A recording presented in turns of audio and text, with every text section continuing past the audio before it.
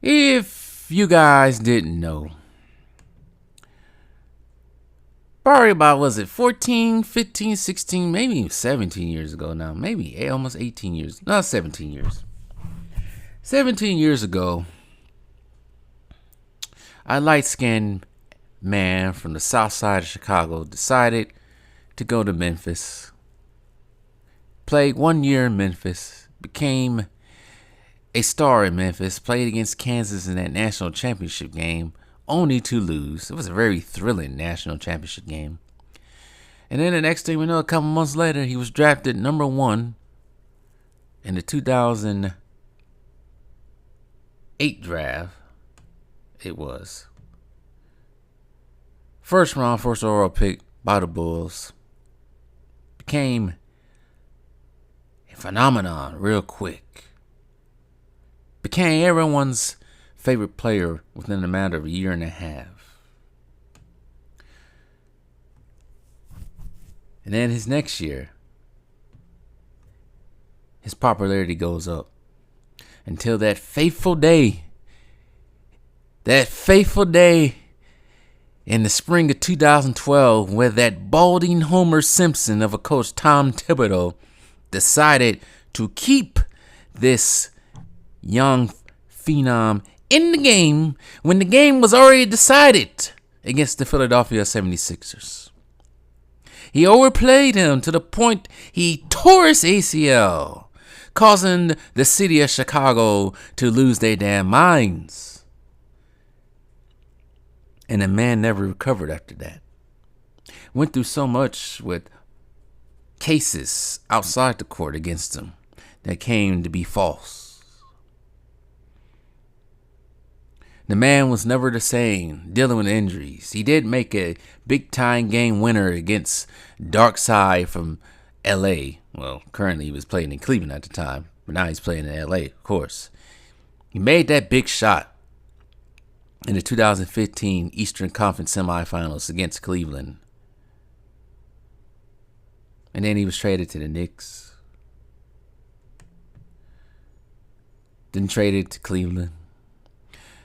And then traded to Minnesota, where he scored 50 points in a game. And I forgot who that team was he scored 50 points against. I'm sorry. But he scored 50 points in that game. And it was quite unbelievable. It was an inspiring 50 points. Yeah, 50 points. Anybody score 50 points in it? Well, not everybody can score 50 points in the NBA. But it was an inspiring 50 points. It was against the Utah Jazz. And he got the game-winning block, too. And everybody was emotional. He was emotional, bursting into tears. Everybody called him the MVP, something he wasn't had been since the 2009, was it 10 season?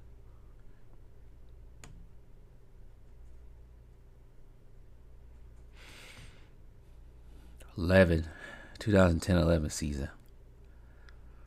Sorry, getting emotional myself talking about this. But the man was big to the kids. That man being Derrick Rose. He was everybody's favorite guard at one point in time. And it's sad the way his career went. He could have been something great. Look, he was a MVP, one of the youngest MVPs in 2011. He was a 3-time All-Star. NBA first team the same year he won MVP. Rookie of the Year. All NBA, all rookie first team.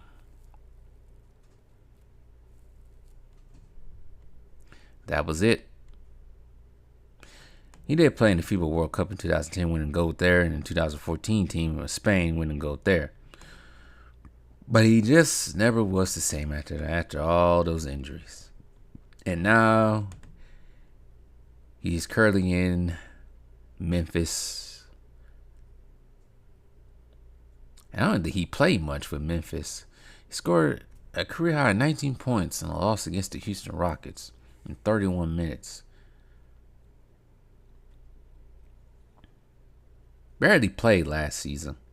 And last season, the Memphis Grizzlies were utter trash simply because there was no Marcus Smart. He was injured, gone for the rest of the season. And most importantly, the golden boy for the Memphis Grizzlies, John Morant, was out because of foolery that he committed during the offseason, and then he got his own self injured, missing the rest of the season. We know, I think we know at this point Derrick Rose will become a Hall of Famer.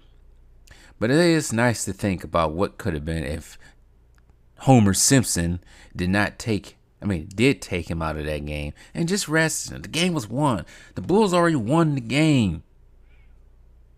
You already won the game. Sit down. But I knew Bulls fans, especially the one they call too raw for sports or TV. I know he's not happy about the projection of the Chicago Bulls since Jordan retired and he hit that last shot in Utah. Not many Bulls fans have seen the light. They keep thinking they've seen the light. They thought they saw the light with Derrick Rose. And that was, they'd have a team with Derrick Rose when he was, before his ACL injury. He had Jimmy Butler, a young Jimmy Butler. He had Carlos Boozer, Hakeem Noah, all these, Taj Gibson. I think Lou Aldane was still there. And it just never came to be. You know, they did have a first seed in 2010-11 season. It just never came to be. And then they saw the light again. They thought they saw the light when they got DeMar DeRozan, Zach LaVine, Alonzo Ball, but that was just somebody flashing a light down the hall. And a light bulb burning out down the hallway into the darkness again. But back to Derrick Rose. What could have been, I easily could see a Hall of Famer in him. I don't know about top 75. He never got injured. Maybe so. We never know. There was one of his weaknesses was his shooting ability. Yes, he was versatile, dynamic, getting to the basket, the highlight piece for ESPN every night. Just the way he was dunking. Remember the dunk he did on Goran Dragic when they played the Suns one night? Just crazy, stupid athleticism Derrick Rose had. Eventually he did get better with his shot, but that was after the tragedy already struck for him. If he never got that injury, oh my goodness. We'll be talking about a whole different type of NBA.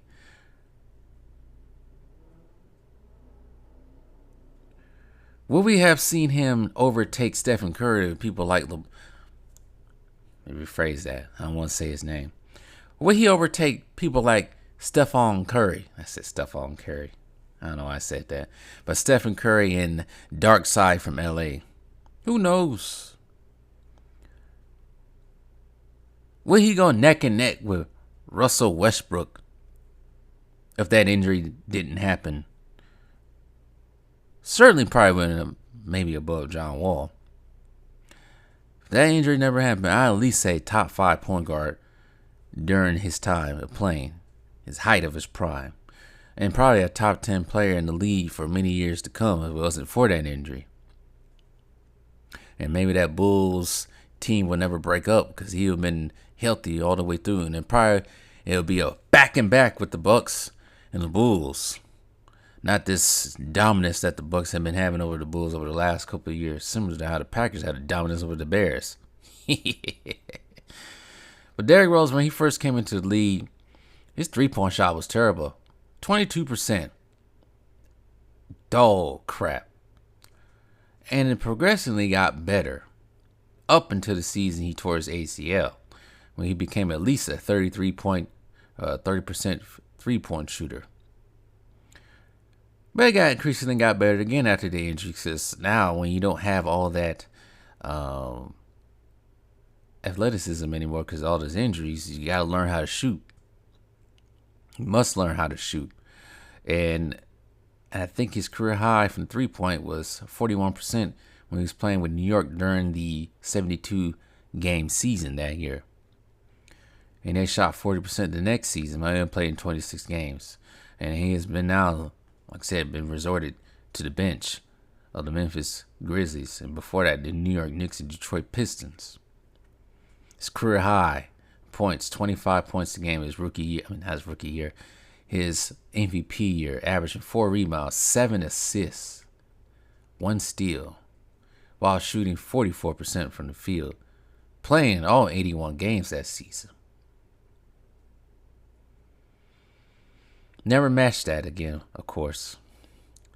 His past season with Memphis, he averaged 8 points a game, 1 rebound, 3 assists, while shooting 46% from the field, 36% from the three. And his career average is rounding out. If he was to say retired before this season started, he would average 17 points a game, 3 rebounds, 5 assists, while shooting 45% from the field. Not bad. But sadly enough,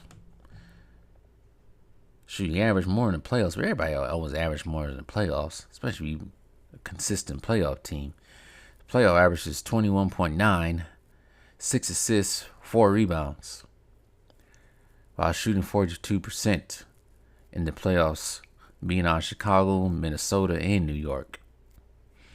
Well, he really didn't do much in his last season in New York. He played 1 game, didn't even score. I actually watched that game because I know which game that was. But he played in 5 games in the 2021 playoffs and scored an average of 19 points. Man, it's sad. He was a skills champion too in 2009, Conference Rookie of the Month, November, December, March, Conference Player of the Year, Conference Player of the Month, April 2010, March 2011. In college, he was part of the NCAA Tournament All Final 14, NCAA Tournament South Region MVP, ABC Third Team All-American, and ABC All-District 7 First Team, All Conference USA First Team. I don't think Memphis even plays the Conference USA, but he was Conference USA Freshman of the Year, Conference USA All Freshman First Team, Sport News All Team Freshman Team, Conference USA Player of the Week, 2K Sports College Hoop Classic MVP, 2K Sports College Hoops Classic All Tournament Team. In high school, he was big too. Big news. I'm not even going to go through all that. So,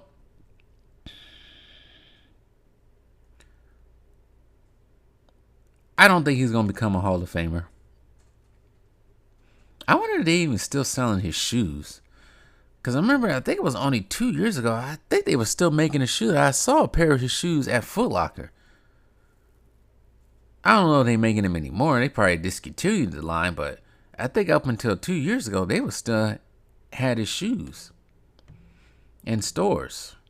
That's how popular Derrick Rose was for the young ones, the really young ones who was probably born during his prime or before that injury happened. But it's very sad what happened to Derrick Rose. About NBA career. That was an NBA career that everybody was waiting to see really take off, and it just tells you one false move will change everything.